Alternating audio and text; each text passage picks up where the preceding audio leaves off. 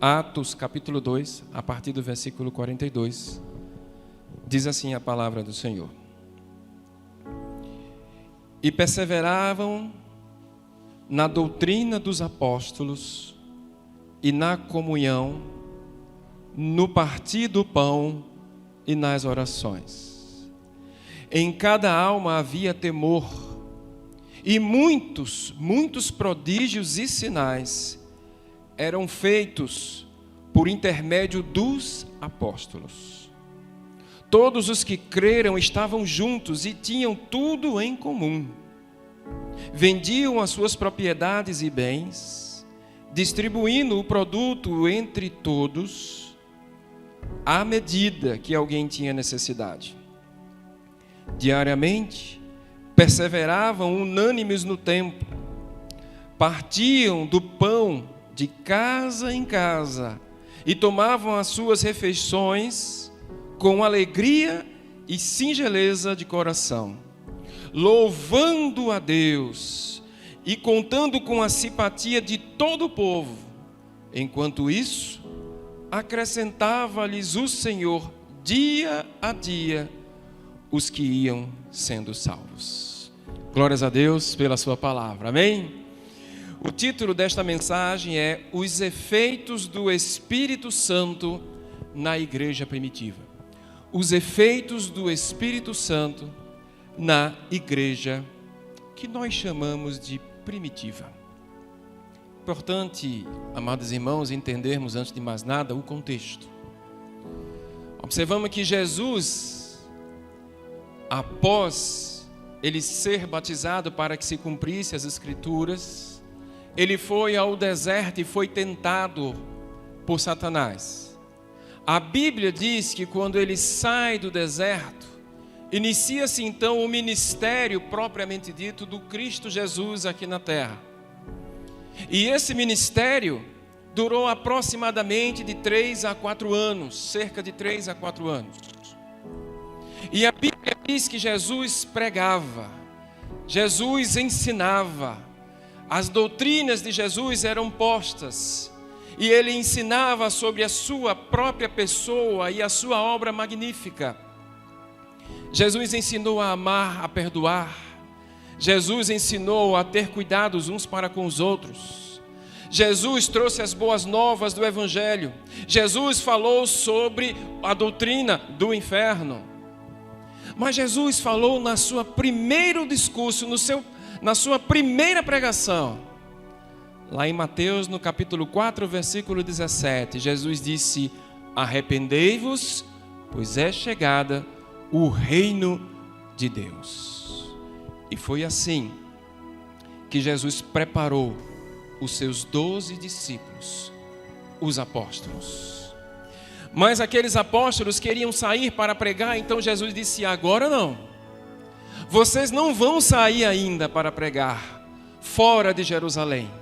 Antes, volta um pouquinho em Atos 1:8, ele disse, Atos 1:8, antes, vocês vão receber poder ao descer sobre vós o Espírito Santo, e vocês serão minhas testemunhas, tanto em Jerusalém, como em toda a Judeia e Samaria, e até os confins da terra.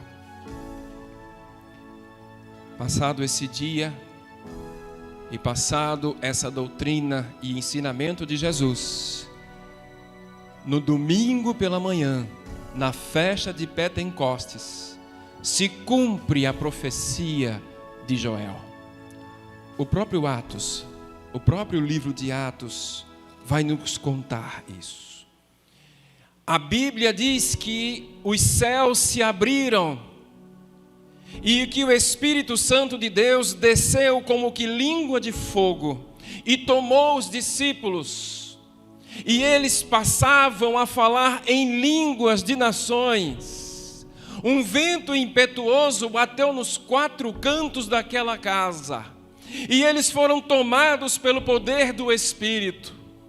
E todos que viam eles zombavam deles. São esses aí que estão embriagados?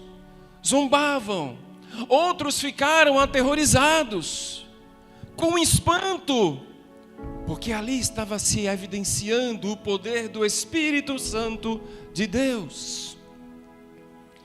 Até que a Bíblia diz que no meio disso tudo Pedro se levanta e começa a fazer um discurso. Olha aí no livro de Atos, no capítulo 2, versículo 14. Então se levantou Pedro. E quando Pedro se levanta, volta aqui para mim, em Atos no capítulo 3, versículo 19, ele faz o mesmo discurso que ele aprendeu de Jesus.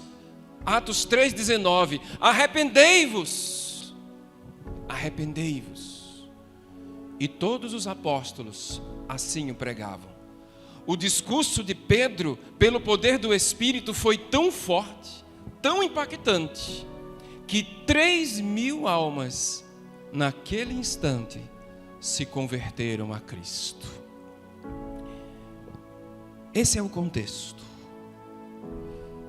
Esse texto que nós acabamos de ler de Atos, no capítulo 2, entre os versículos 42 e 47, é a mais bela descrição de uma igreja que está cheia do Espírito Santo. Uma igreja que está cheia do Espírito, que nos traz verdadeiramente os distintivos de uma igreja que está cheia do Espírito Santo. É importante compreendermos aqui, antes de entrar no texto, que a igreja de Cristo não começou no dia de Pentecostes, não. A igreja tem sua origem lá no princípio de Gênesis. Porém, aqui nesse texto que nós estamos lendo, os remanescentes do povo de Deus, agora era corpo de Cristo, povo de Deus, com o Espírito Santo de Deus. Essa é a passagem, esta é a virada de chave. O povo remanescente de Deus, que agora habita neles o Espírito Santo de Deus. O objetivo aqui desse texto, amados, é entendermos quais os distintivos de uma igreja que tem o Espírito Santo de Deus vivenciado no seu meio e dentro da igreja. A igreja primitiva, irmãos, impactou o mundo. Quantos exemplos essa igreja deixou para nós? E nós a chamamos de primitiva. E quando a gente faz um contraponto, não é? Com as igrejas de hoje que se autotitulam modernas, será que é o primitivo que está errado? Será? Se não, vejamos no versículo 42, acompanhe na sua Bíblia, o primeiro distintivo de uma igreja que está cheia do Espírito Santo. Aqui no versículo 42, irmãos, tem logo 3 grandes distintivos, porque essa igreja era uma igreja que aprendeu muito bem a lição. O primeiro distintivo é: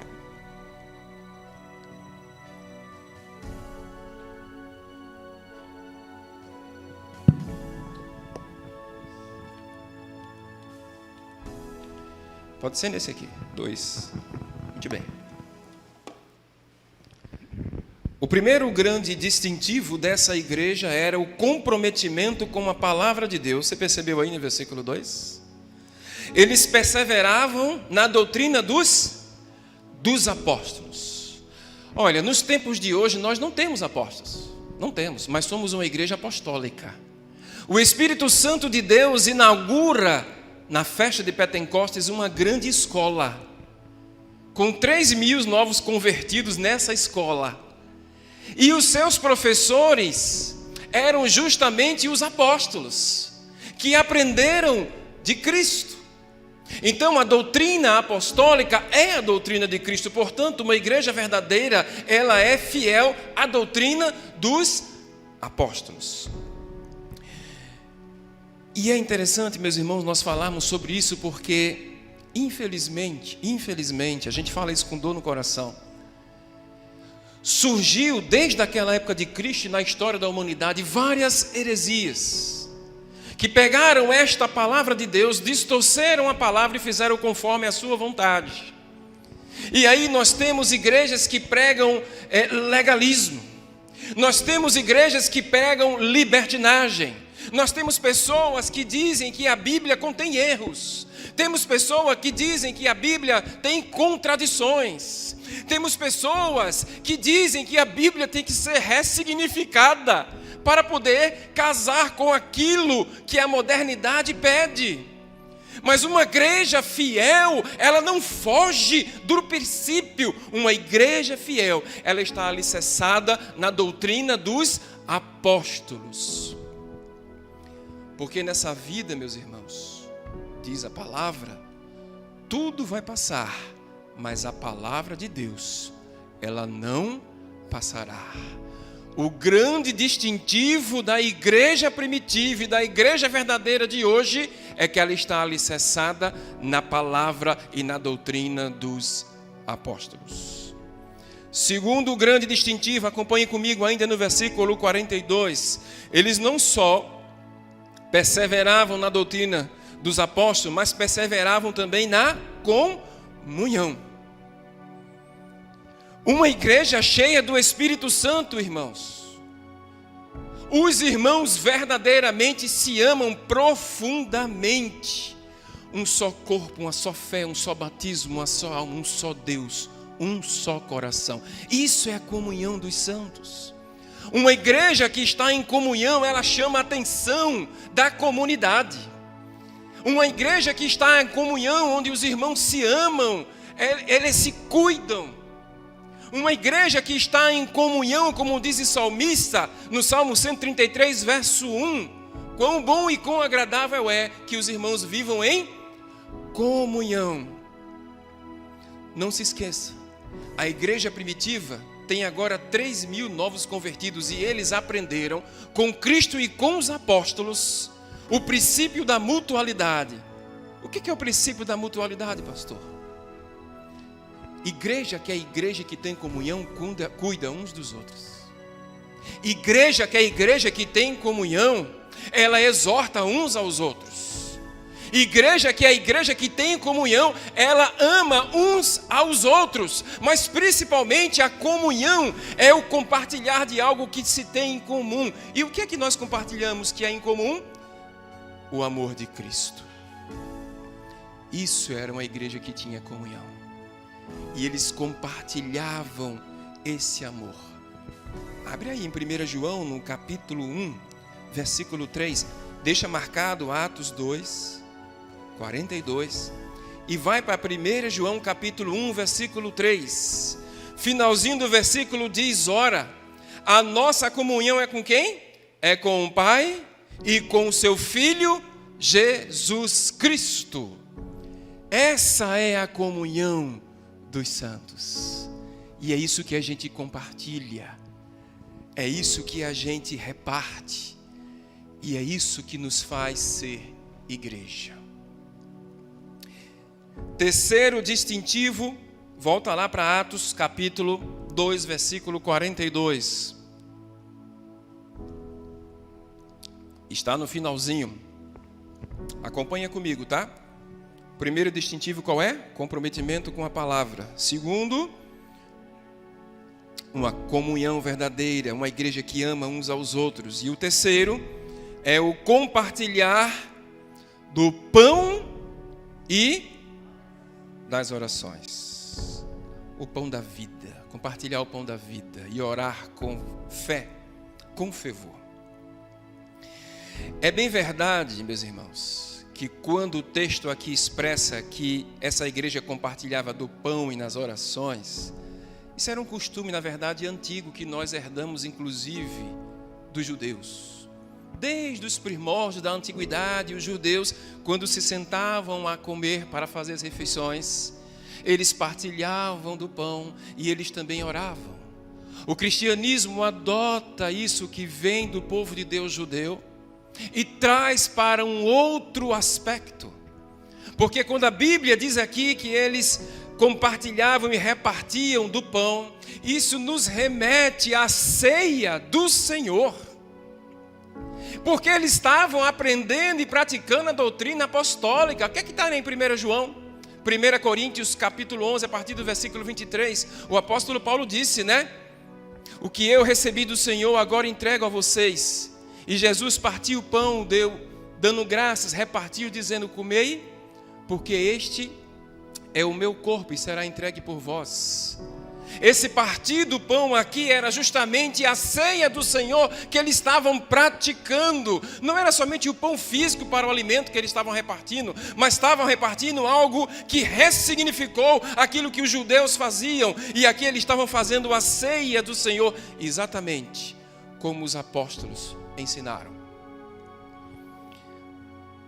Mas eles também eram perseverantes nas orações. Meu irmão, não tem nada mais forte, resistente, robusto dentro de uma igreja que seja a oração.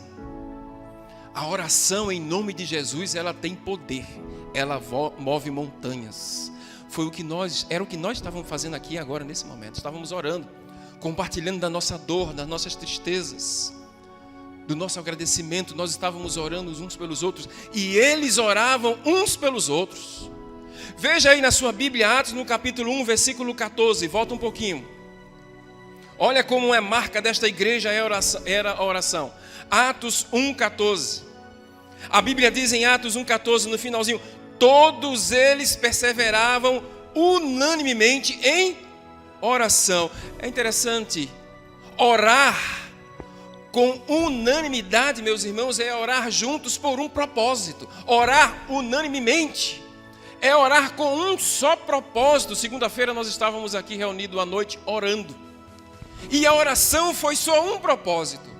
E nós oramos dizendo: Pai, capacita aquele que vai levar a palavra, mas também prepara os corações e os ouvidos de quem vai ouvir. E abre portas de oportunidade para levarmos o estudo. Muito bem, Deus ouviu a oração desta igreja. Estávamos na rua, no campo, pregando a palavra. Vidas foram libertas, transformadas e portas de oportunidade de estudos bíblicos foram abertos.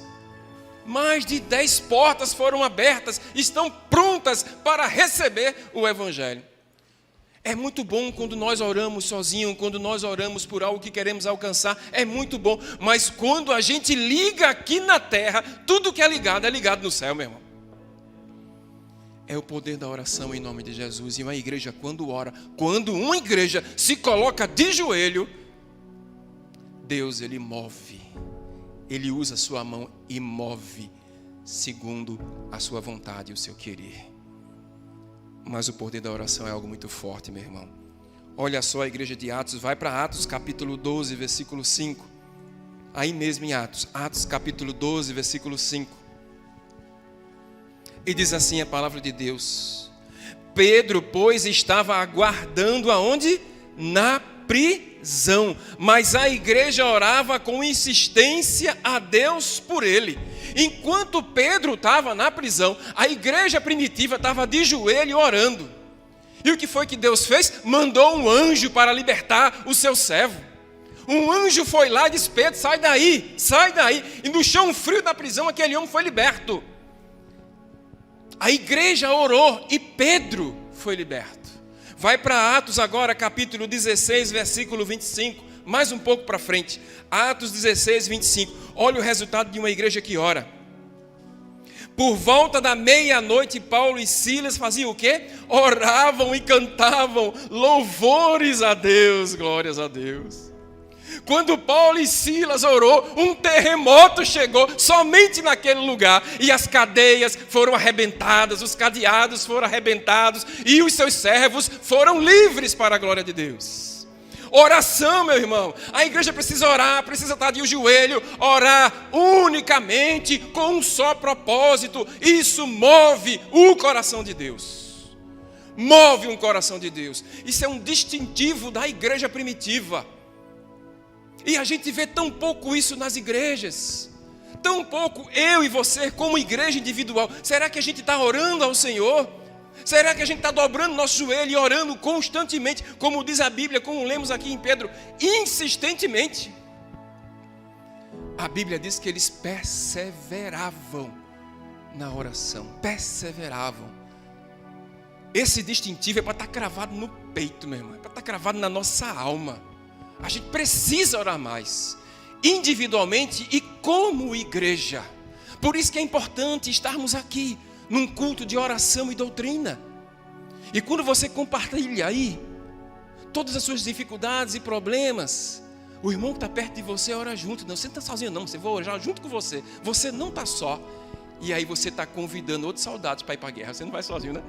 Você está convidando outros soldados. Vem comigo para a guerra, irmão. Vem comigo. Eu preciso de você comigo nessa guerra.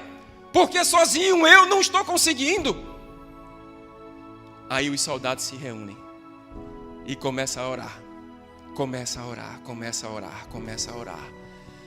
O distintivo dessa igreja é a oração. Olha, lê depois Atos aí, todo. Você vai ver o tempo todo essa igreja orando. Tem muito mais capítulos e versículos somente dentro de Atos. Eles de joelho, dobrando o seu joelho e orando. Uma igreja cheia do Espírito Santo compartilha do pão da vida e ora com fé e fervor. Versículo 43, acompanhe comigo lá em Atos 2 agora, vamos dar continuidade. Atos capítulo 2, versículo 43, estamos aí estudando os distintivos. Quem lembra deles? Primeiro, comprometimento com a palavra. Segundo, uma igreja de comunhão, uma igreja que ama. Terceiro, uma igreja que perseverava no partir do pão e orava com fé. Quarto distintivo, versículo 43. Em cada alma havia o quê? Em cada alma havia temor. Sabe qual é o quarto distintivo dessa igreja? Uma igreja cheia do Espírito Santo, ela é respeitada pela comunidade de fé e por toda a comunidade onde ela habita. Essa palavra aqui, quando diz que em cada alma havia temor, não era somente nos discípulos, nos apóstolos e nos 3.000 novos convertidos, não. De certa forma, os dons do Espírito causavam espanto, Jair. E aquele povo ficou com temor, ninguém nunca tinha visto aquilo. Ficaram com temor. E aqui essa questão do temor tem 2 pontos que eu quero trazer para os amados. O primeiro ponto é quantas igrejas e quantas pessoas estão entrando no templo e saindo do mesmo jeito, sem reverência e sem temor à palavra de Deus e ao próprio Deus. As pessoas estão perdendo o temor no Senhor. Não há mais reverência, não há mais alegria. Entra do mesmo jeito, sai do mesmo jeito, não é respeitabilidade. Não respeita o irmão que está do lado, não respeita os diáconos, não respeita o pastor, não respeita mais a ninguém, muito menos a Deus. Não há temor na casa do Senhor, por isso que as igrejas estão do jeito que estão. É jogo de luz, é batidão dentro da igreja, mas não há mais referência. Quando Moisés entrou, o que foi que Deus disse a ele? Moisés, tira a sandália dos teus pés, porque este lugar é santo. Não era somente as sandálias dos pés propriamente dita. Metaforicamente, é as sandálias do coração que nós precisamos aprender a tirar e ter humildade, porque estamos na presença do Deus Altíssimo. A outra questão aqui de temor, quando fala aqui nesse texto, quando a gente estuda ele na sua profundidade, a gente entende que na língua original, esse temor aqui tem a ver com respeito, um ato respeitoso. Não só tinha os 3.000 e os apóstolos que tinham temor, mas outras pessoas, isso indica que havia ali outras pessoas não convertidas. E eles ficavam com um temor respeitoso. E aí no texto, olha aí, 2 coisas corriam juntas. Quanto mais os apóstolos faziam prodígios e sinais pelo poder do Espírito, mais era o temor daquele povo. Quanto mais a ação do Espírito, mais o povo ia tendo temor. Quanto mais a ação do Espírito, mais o povo ia tendo respeito. Uma igreja precisa ter respeito na sua comunidade de fé e na comunidade em qual ela vive.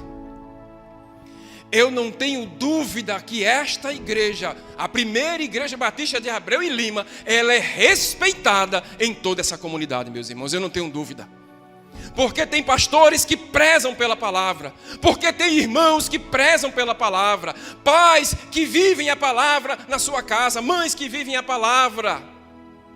Nós temos filhos que vivem a palavra lá fora, embaixadores, mensageiros, baseada na palavra, alicerçada na rocha, na doutrina dos apóstolos. Nós temos bons empregadores que são crentes dessa igreja, bons empregados que são crentes desta igreja. Esta igreja tem respeito da comunidade, porque os servos que aqui estão alicerçados na rocha que é Jesus Cristo. Uma igreja precisa ser respeitada lá fora. Sabe por quê, meu irmão? Porque quando a gente está lá fora e dá mau testemunho, primeiramente você envergonha o evangelho.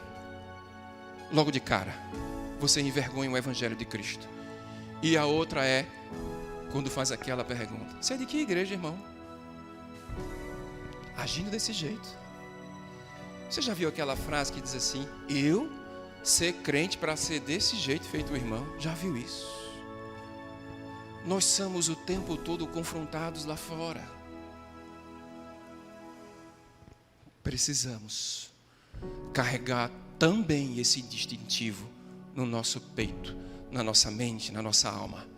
Respeito pela palavra, respeito por levar o nome de cristão. Quando tudo isso acontece, a igreja se torna cada vez mais unida. Eu só vou ler o versículo 44, olha o que diz. Todos os que creram estavam o quê? Juntos. E tinham tudo em comum. Quando a igreja carrega esses distintivos, não tem outra, meu irmão. Vai estar todo mundo junto. Ninguém está sozinho na batalha. Você está pensando que você está sozinho onde você está? Você não está não, meu irmão. Você está pensando que você está sozinho lá no seu trabalho? Não tem não, está não. Tem um bocado de gente orando por você, pela sua vida, pela sua casa. Você não está sozinho, não pense que você está sozinho, que você não está sozinho. Você está sendo sustentado pelas orações desta igreja, pelas orações do irmão que está do seu lado. Você não está sozinho nessa luta, porque principalmente quem está com você é o Espírito Santo do Senhor. Quem está com você é o Deus Pai, quem está com você é o Deus Filho. A Trindade toda está com você, você não está só. Você não está só. Vamos caminhar aqui, versículo 45. O quinto distintivo da igreja cheia do Espírito Santo. Leia o versículo 45 comigo. A Bíblia diz, esses homens possuídos do Espírito, o que é que eles faziam? Eles vendiam suas propriedades e bens. E eles distribuíam, olha só.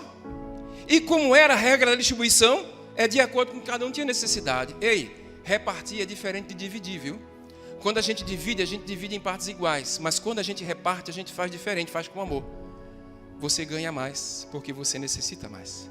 Então eles faziam esse reparte, esse compartilhamento com amor. E distribuía, diz a Bíblia, conforme a sua necessidade.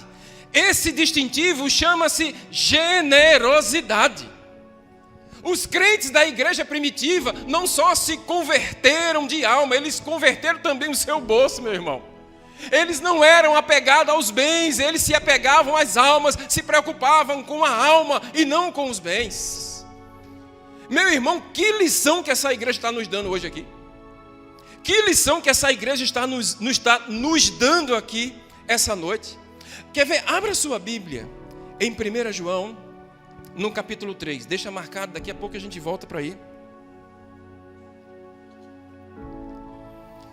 E eu queria depois que você circulasse esse versículo para nunca mais você esquecer. Generosidade. 1 João, capítulo 3, versículos 17 e 18. Eu vou ler na íntegra e bem devagar. Ora, aquele que possuir recursos deste mundo e vir a seu irmão padecer necessidade, e olha o que diz agora, e fecha o seu coração, como pode permanecer nele o amor de Deus? Eis que 1 João capítulo 3, versículo 17. Agora vê o que diz o versículo 18. Filhinhos, não amemos de palavra nem de, mas de fato e de verdade. Glória a Deus. Grava esse versículo, meu irmão, não esquece disso. A nossa igreja tem um trabalho de ação social muito forte. Muitas vezes a gente vê a nossa irmã Bia aqui suplicando uma ajuda. talvez 1 quilo de feijão, 1 quilo de arroz, qualquer coisa aí. Traz para ajudar, uma cesta básica. A Bíblia diz que se você tem recursos e você está vendo o seu irmão que está do seu lado necessitando e fecha os olhos do coração, como é que o amor de Deus pode permanecer em mim e você desse jeito? A igreja primitiva, naquela época, eles vendiam os seus bens. A Bíblia não está dizendo para você fazer isso agora não, o contexto é completamente diferente, viu? Completamente diferente. Aliás, todos aqueles que quiseram levar, estuda depois na história da humanidade, quiseram levar esse texto ao pé da letra, houve tanta confusão no meio da igreja que todo mundo caiu. Isso não é literal, mas isso é um entendimento para que pelo menos hoje, nos dias de hoje, nós entendamos que pelo menos na necessidade, o mais simples, fechar os olhos. Tiago vai dizer que quando a gente sabe que tem que fazer o bem e não faz, nós estamos pecando. Nós estamos pecando. Sejamos mais generosos. Essa igreja, meu irmão, é um exemplo maravilhoso para ser seguido por todos nós. Os últimos distintivos, acompanhem comigo, volta lá para Atos 2, versículo 46. Se você esqueceu, relembro para você. Primeiro distintivo, comprometimento com a palavra. Segundo, comunhão, uma igreja que amava. Terceiro distintivo, eles compartilhavam do pão e das orações. Quarto distintivo, a igreja tem que ser respeitada pela comunidade de fé. Quinto distintivo, generosidade. O sexto está no versículo 46. Diz assim: diariamente eles também perseveravam. Perseveravam unânimes aonde? No templo. Partiam o pão de casa, grifa aí, partiam o pão de casa em casa e tomavam as suas refeições. Mas olha como é que eles faziam isso? Com alegria e singeleza no coração. Uma igreja cheia do Espírito Santo é uma igreja alegre. Alegre. É uma igreja alegre, Jonas. Uma igreja que está cheia do Espírito, ela deve. Por isso que Paulo vai dizer em Filipenses 4:4, alegrai-vos sempre. A alegria no Senhor não é uma opção para o crente não, meu irmão. É um mandamento. Alegrar no Senhor é um mandamento, não é opção.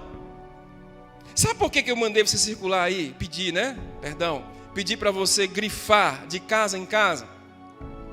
Lembra que a gente falou sobre a ordenação da ceia? Que eles, lá no versículo 42, que eles partiam um pão, depois oravam.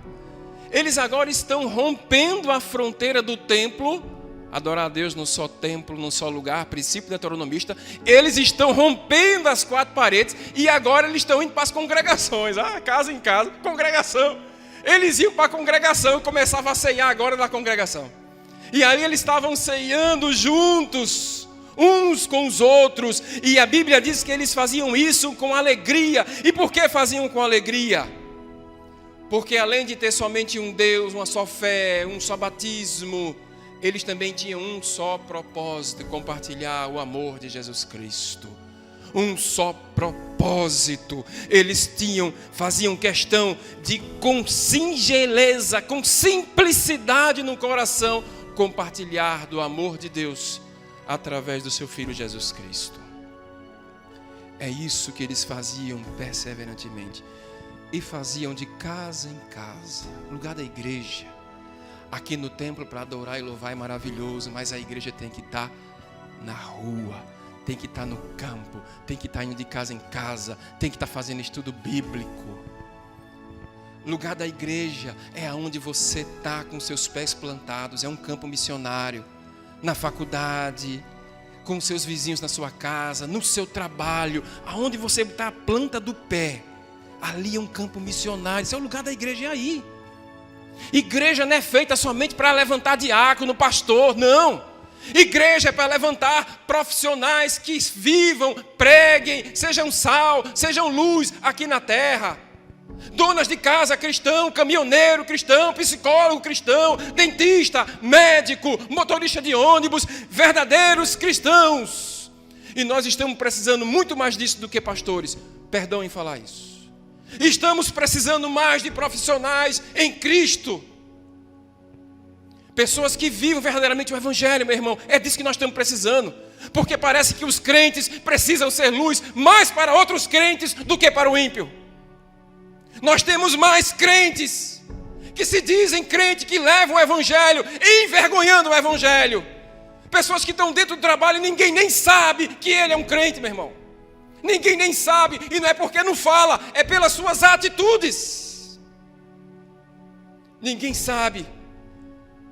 Por isso que os outros dizem ali, ó, lá vai um crente, ó, esse é um servo, essa é uma serva de Deus. Porque a gente está se calando no meio da sociedade.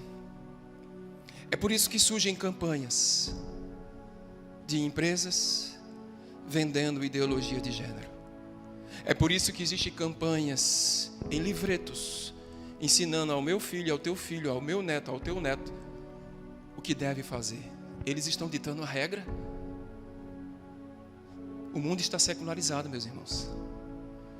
Poucos querem saber da Bíblia. E eu estou falando de crente. É triste falar isso. Ter alegria é que um crente tem que ter. Eu sei que muitas vezes a gente está triste, né? Às vezes é a circunstância, mas a nossa alegria está no Senhor, que fez os céus e a terra. E se a gente não tem alegria de estar com os irmãos em comunhão no corpo de Cristo, então o que é que eu vou fazer no céu? Parou para pensar nisso?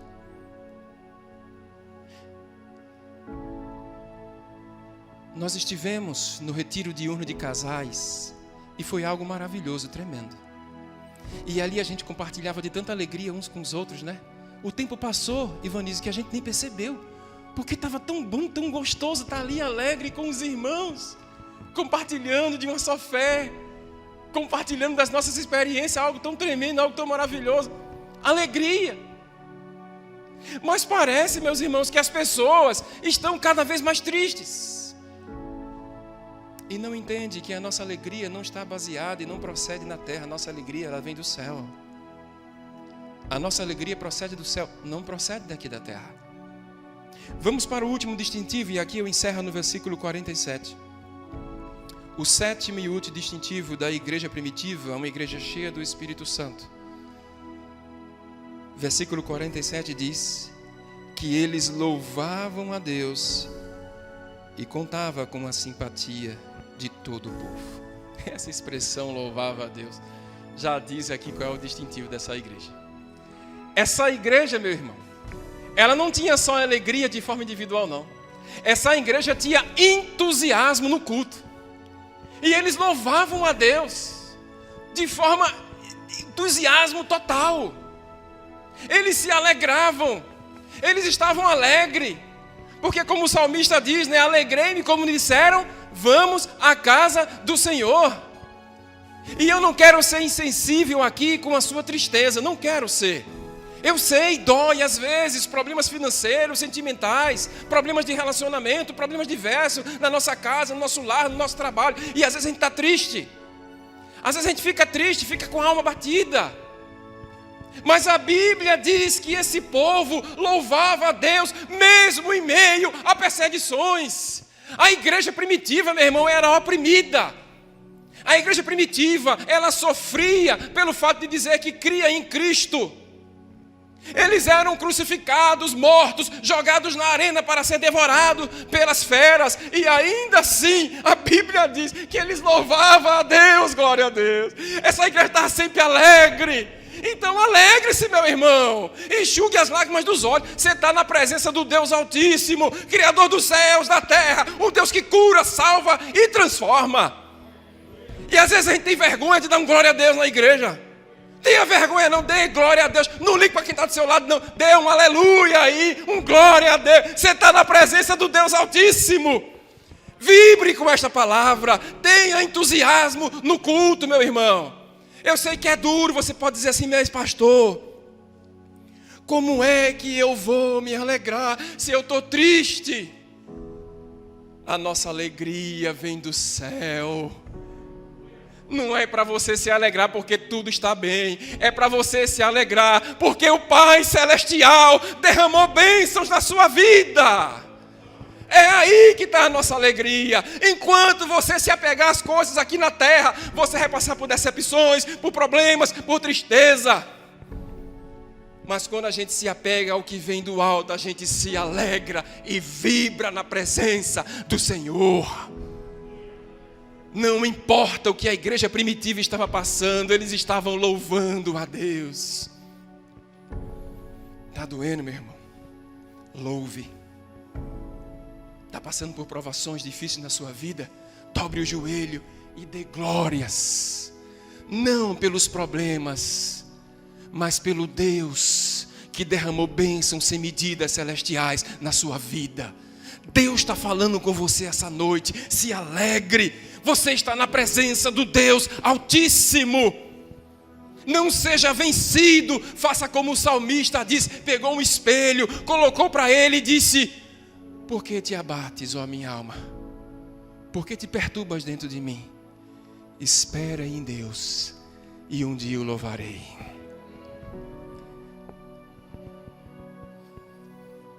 Essa igreja tinha entusiasmo. E mesmo em meio à perseguição, esses distintivos fez com que a igreja primitiva impactasse uma geração e até os dias de hoje.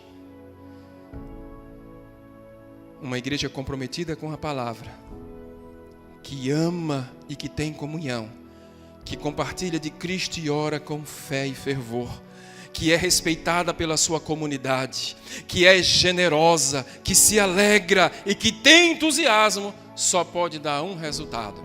Final do versículo 47. Parte B.